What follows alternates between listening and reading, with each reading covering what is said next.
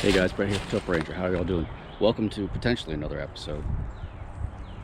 I'm here just north of Chickies Rock, and I'm just looking for ruins, all right?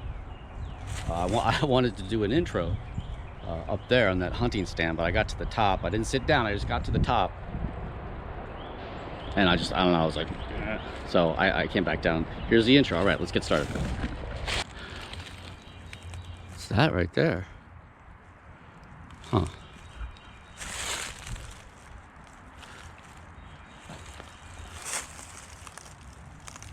There's something shiny at the bottom of the railroad slope there. It almost looks like a bulb or something. Let's go see what that is.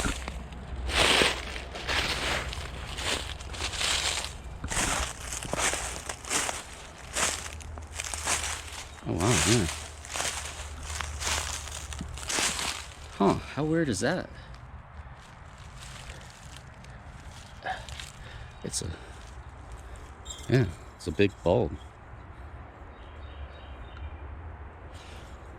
Huh.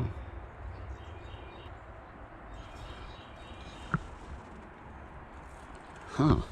Now, how did that get there without breaking? You know, I mean, this is pretty fragile. It's just laying right here. It's kind of weird that that would survive out here, unless it was fairly recently that it found itself there. But how did it get there?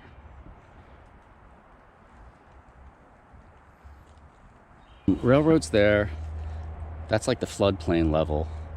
And right here, there's a large raised area. It doesn't really look like a road, though.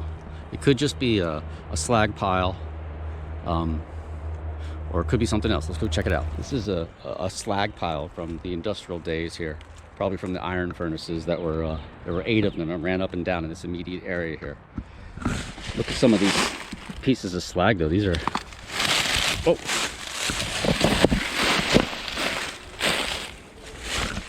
Yeah, you see that? That's foamy slag. When it gets all bubbly like that, and you see all those vesicles, foamy. And I think that was a bad thing. I don't think foamy slag was a good thing. Look at this right here, though. You can see right here, there's some iron in there. You see that? It's probably impure, obviously, if it's in the slag, but maybe like it's probably like a blob of slag that has a bunch of iron in it, like a little globule kind of stuck in the slag. You can see it right there, yeah. Right here. No ruins yet, but look at this. It's an old, let me make sure there's no critters under there.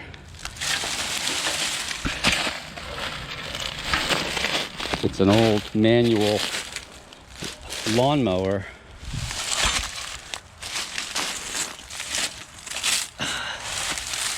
These are the blades.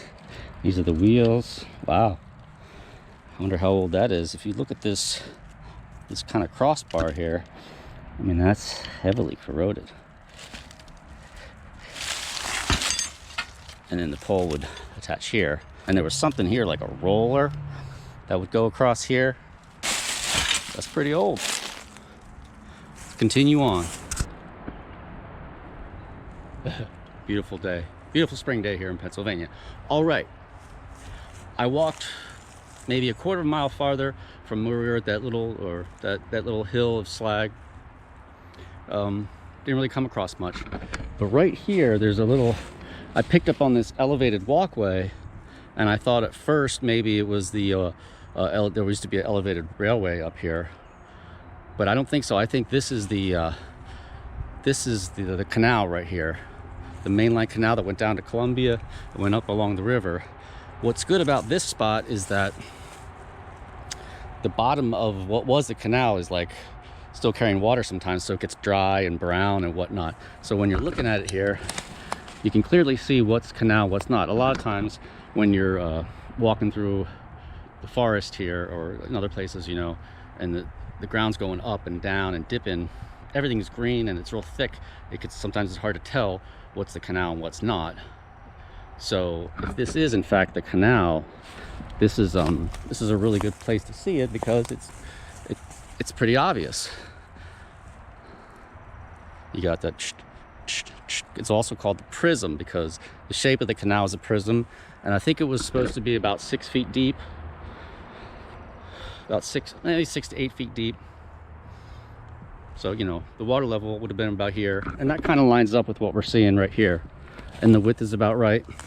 You could fit 2 canal barges or arcs, so one would be here, one would be here. You could, you know, so you could pass each other like a double lane of traffic. I would imagine this bank would have been, the draft animal would have been pulling up there and heading up river, and then on this side it would have been coming down river, and the arcs would have been pulled along this way. Of course, that's assuming back then, if you were riding down Main Street in a town back in the colonial days, did you have to drive your carriage on one side of the road? Were there like traffic laws back then, or was it just everybody just kind of went where they wanted? That's actually a really good question. And if you look down this way, okay, you can see it down here too. Bank, bank. Now there is modern buildings back here, but they're far enough back that they don't interfere with the canal. So whenever the river gets high, it probably flows down here. Yeah, there you go. Look at that. The dry strip and goes off. So that's really where we are. Up here is going to be the Marietta furnace. I haven't seen anything new yet. But as I was coming down the trail, I noticed there was what looked like a bottle in the ground. And here, just laying on the surface, I found this. And I thought, oh, of course, I was coming down. It's got water in it. I thought coming down, I said, oh, of course, it's going to be broken.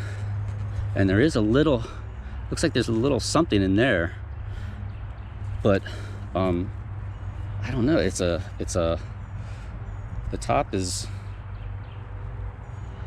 I can see marks on it. So I don't know how old this is. This might be, you know, this might be from the early 1900s or something. But it doesn't have a bottom. It's not shaped like anything. So what is this? You know, this is probably the coolest bottle I've ever found. It was just laying here. So anyway, let's get it home and we'll clean it up. I'll email Harry, the Glass Digtective, and he'll know what it is. I think he'll know what it is. But yeah, pretty cool find. All right, let's keep going.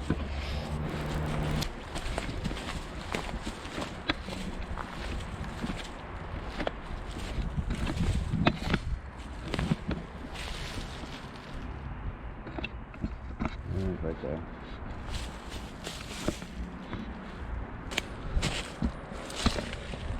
So we're up off the canal now. I think the main part of it goes through here, or there was a road, something high post canal, maybe. Right here you can see there's a big hill. What is that? Maybe that could be a large slag mound.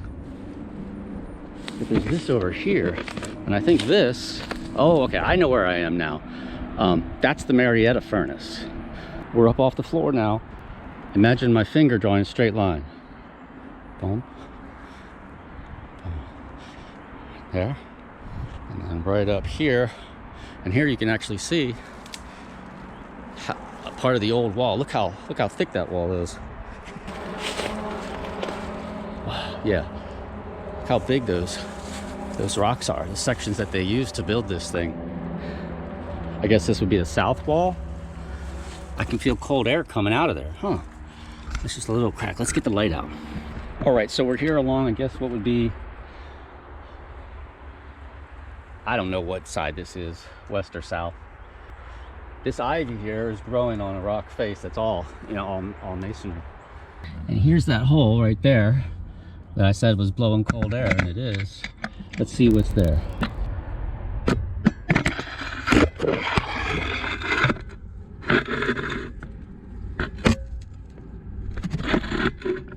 what's interesting here, and you should be able to see this. See those bricks right there? Yeah, those are red bricks right there. So this is one of the arches. So, huh. Or maybe this is the Donegal furnace. I'm not sure.